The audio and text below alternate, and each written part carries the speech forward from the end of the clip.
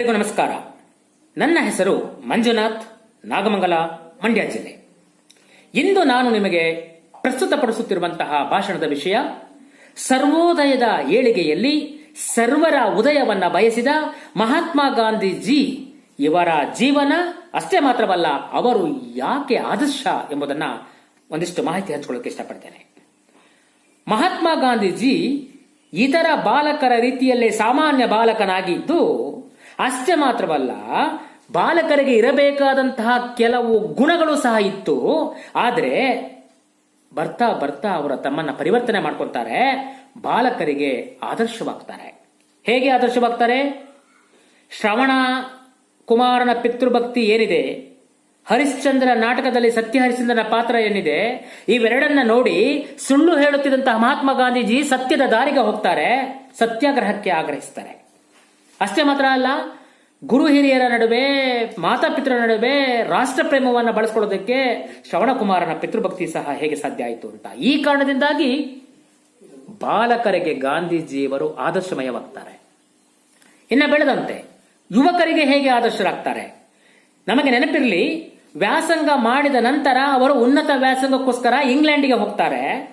ಅಲ್ಲಿ ವಯೋಸಹಜ, ಯೌವನ ಸಹಜ, ತಾರುಣ್ಯ ಸಹಜವಾದಂತಹ ಕೆಲವು ಗುಣಗಳು, ಕೆಲವು ಆಕರ್ಷಣೆಗಳು ಅವ್ರದ್ದಾಗತ್ತೆ. ಆದರೆ ಅವೆಲ್ಲವನ್ನ ಮೆಟ್ಟಿ ನಿಂತು ತಮ್ಮ ಬ್ಯಾರಿಸ್ಟರ್ ಪದವಿಯನ್ನು ಪಡೆದ ಮೇಲೆ ದಕ್ಷಿಣ ಆಫ್ರಿಕಾಕ್ಕೆ ಹೋಗ್ತಾರೆ. ಅಲ್ಲಿ ಒಬ್ಬ ಯುವಕ ಹೇಗೆ ಸಮಾಜವನ್ನ ತಿದ್ದೋದಕ್ಕೆ ಸಾಧ್ಯ ಆಗಿದೆಯೋ ಆ ಸಮಾಜವನ್ನ ತಿದ್ದುವ ಕೆಲಸವನ್ನ ಮಾಡ್ತಾರೆ. ಆದ ಕಾರಣ ಕೇವಲ ಬಾಲಕರಿಗೆ ಮಾತ್ರ ಅಲ್ಲ, ಯುವಕರಿಗೆ ಗಾಂಧೀಜಿ ಆದರ್ಶಮಯವಾಗ್ತಾರೆ. ಮೂರನೇ ಸಂಗತಿ, ಒಬ್ಬ ವೃತ್ತಿಪರರಿಗೆ ಹೇಗೆ ಆದರ್ಶ ಆಗ್ತಾರೆ? ಬ್ಯಾರಿಸ್ಟರ್ ಪದವಿ ಪಡಿತಾರೆ, ವಕೀಲ ವೃತ್ತಿಯನ್ನ ಆರಂಭಿಸ್ತಾರೆ. ಆದರೆ ದುಡ್ಡುಗೋಸ್ಕರ ಮಾಡಲ್ಲ ಅಲ್ಲ. ದಕ್ಷಿಣ ಆಫ್ರಿಕಾಕ್ಕೆ ಹೋಗ್ತಾರೆ. ಅಲ್ಲಿ ವಸಾಹತು ಶಾಹಿ ವಿರುದ್ಧ ಮಾತ್ರವಲ್ಲ, ವರ್ಣ ಭೇದ ನೀತಿಯ ವಿರುದ್ಧ ಹೋರಾಟವನ್ನ ಮಾಡ್ತಾರೆ. ಕರಿಯ ಜನಾಂಗಕ್ಕೆ ಬೆನ್ನೆಲುಬಾಗಿ ನಿಂತ್ಕೋತಾರೆ. ಇಂಗ್ಲೆಂಡ್ ಸರ್ಕಾರ ಮಾಡುತ್ತಿದ್ದಂತಹ ಶೋಷಣೆ ಏನಿತ್ತು, ಬಿಳಿಯರು ಕರಿಯರ ಮೇಲೆ ಮಾಡುತ್ತಿದ್ದ ಶೋಷಣೆ ಏನಿತ್ತು, ಆ ಶೋಷಣೆಗೆ ದನಿಯಾಗ್ತಾರೆ. ಇವತ್ತಿಗೂ ಸಹ ಗಾಂಧೀಜಿಯಲ್ಲಿ ಆದರ್ಶಮಯವಾಗ್ತಾರೆ. ಅದಕ್ಕೆ ಗಾಂಧೀಜಿಯವರ ಬಗ್ಗೆ ದಕ್ಷಿಣ ಆಫ್ರಿಕಾದವರು ಮಾತು ಹೇಳ್ತಾರೆ, ಏನೂ ಆಗದೇ ಇರುವ ಗಾಂಧೀಜಿ ನಮ್ಮ ದೇಶಕ್ಕೆ ಬಂದಿದ್ರು, ಆದರೆ ಅವರು ಮಹಾತ್ಮನಾಗಿ ವಾಪಸ್ ನಾವು ಭಾರತಕ್ಕೆ ಕಳಿಸ್ಕೊಟ್ಟಿದ್ದೀವಿ ಅಂತ. ಆದ್ದರಿಂದ ವೃತ್ತಿಪರರಿಗೂ ಸಹ ಅವರು ಆದರ್ಶವಾಗ್ತಾರೆ. ಆ ವೃತ್ತಿಯ ಗೌರವವನ್ನು ಉಳಿಸ್ಕೋತಾರೆ. ದೀನ ದಲಿತರ, ಹಿಂದುಳಿದವರ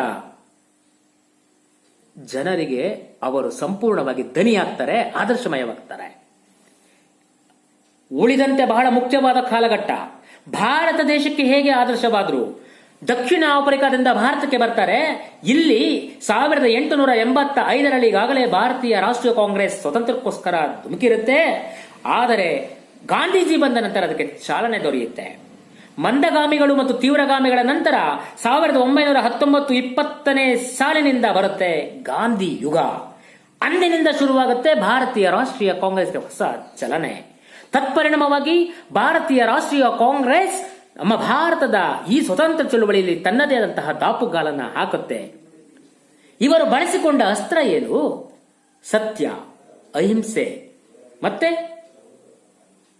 ಪ್ರತಿವಿರೋಧವನ್ನ ಮಾಡುವ ತಂತ್ರಗಾರಿಕೆ. ಸತ್ಯಾಗ್ರಹ ಎಂಬ ಅಂಶವನ್ನ ಬಿತ್ತರಿಸಿ ಸತ್ಯಕ್ಕೆ ಆಗ್ರಹಿಸ್ತಾರಲ್ಲ, ಬಂದೂಕಿನ ನಳಿಕೆಗಳ ಮಧ್ಯೆ ಅವರು ತಮ್ಮ ನಿಜವಾದ ಶಾಂತಿ, ಅಹಿಂಸೆ, ಸತ್ಯಾಗ್ರಹ ಇವುಗಳ ಅಸ್ತ್ರವನ್ನ ಇಟ್ಕೊಂಡು ಬ್ರಿಟಿಷರಿಗೆ ಸಿಂಹ ಸ್ವಪ್ನರಾಗ್ತಾರಲ್ಲ. ಆದ್ದರಿಂದ ಬುದ್ಧನ ನಾಡಿನಲ್ಲಿ ಹೇಗೆ ಶಾಂತಿಯ ಚಳುವಳಿಗಳನ್ನ ಮಾಡ್ತಾರೆ ಗಾಂಧೀಜಿಯವರು, ಇದು ರಾಷ್ಟ್ರ ನಾಯಕರಿಗೆ ಮಾರ್ಗದರ್ಶನವಾಗುತ್ತೆ. ನೆನಪಿರಲಿ, ಗಾಂಧೀಜಿಯವರು ಮಾಡಿದಂತಹ ಹಲವು ಸತ್ಯಾಗ್ರಹದ ಅಂಶಗಳಾಗಿರಲಿ, ಭಾರತ ಬಿಟ್ಟು ತೊಲಗಿರಿ ಎಂಬ ಚಳುವಳಿಗಳಾಗಿರಲಿ, ವಂಗಭಂಗ ಚಳುವಳಿಗಳಾಗಿರಲಿ, ಕಾನೂನು ಭಂಗ ಚಳುವಳಿಗಳಾಗಿರಲಿ, ಇವೆಲ್ಲವೂ ಅವರು ಸತ್ಯದ ಆಧಾರದ ಮೇಲೆ ಮಾಡ್ತಾರೆ, ಶಾಂತಿಯ ಆಧಾರದ ಮೇಲೆ ಮಾಡ್ತಾರೆ, ಅಹಿಂಸೆಯ ಆಧಾರದ ಮೇಲೆ ಮಾಡ್ತಾರೆ. ಉಳಿದಂತೆ ಸ್ವಯಂ ಸೇವಕರಿಗೆ ಹೇಗೆ ಆದರ್ಶವಾಗ್ತಾರೆ ಗೊತ್ತಾ? ಒಮ್ಮೆ ಸ್ವಯಂ ಸೇವಕರ ಸಭೆಯಲ್ಲಿ ಕೈಯಲ್ಲಿ ಹಿಡಿದ ಸೇಬು ಹಣ್ಣನ್ನ ತಿನ್ನುವ ಮೊದಲು ತೊಳ್ಕೊಂಬರೋದಕ್ಕೆ ಒಬ್ಬ ಸೇವಕರಿಗೆ ಕಳಿಸ್ತಾರೆ. ಆದ್ರೆ ಸ್ವಯಂ ಸೇವಕ ಮತ್ತೊಬ್ಬನಿಗೆ ಕೊಡ್ತಾನೆ, ಅವನು ಮಗದೊಬ್ಬನಿಗೆ ಕೊಡ್ತಾನೆ. ಆದ್ರೆ ಗಾಂಧೀಜಿ ವಾಪಸ್ ಕರೆಸಿ ಆ ಹಣ್ಣನ್ನ ತಾವೇ ತೊಳೆದು ಆ ಸೇಬು ಹಣ್ಣಿಗೆ ಬದಲಾಗಿ ಮಾವಿನ ಹಣ್ಣನ್ನ ಪಡೆದು, ನನ್ನ ರಾಷ್ಟ್ರ ಮಾವಿನ ಹಣ್ಣನ್ನು ತಿನ್ನುವ ಮಟ್ಟದಲ್ಲಿದೆ ವಿನಃ ಸೇಬಿನ ಹಣ್ಣನ್ನು ತಿನ್ನುವ ಮಟ್ಟದಲ್ಲಿ ಇಲ್ಲ. ಆದ್ರೆ ನೀವೆಲ್ಲ ಸ್ವಯಂ ಸೇವಕರು ಏನ್ ಮಾಡಿದ್ರಿ? ನಿಮಗೆ ವಹಿಸಿದ ಕೆಲಸವನ್ನು ಮತ್ತೊಬ್ಬರಿಗೆ ವಹಿಸಿದ್ರಿ. ಆದರೆ ಸ್ವಯಂ ಸೇವಕನಾದವನು ಸೇವಕನಾಗಿರಬೇಕು ವಿನಃ ನಾಯಕನಾಗಿರಬಾರದು ಎನ್ನುವಂತಹ ಅಂಶವನ್ನ ಸ್ವಯಂ ಸೇವಕರಿಗೆ ಬಿತ್ತಿಸ್ತಾರಲ್ಲ, ಇದು ಗಾಂಧೀಜಿಯವರ ಆದರ್ಶಮಯವಾದ ಸಂಗತಿ.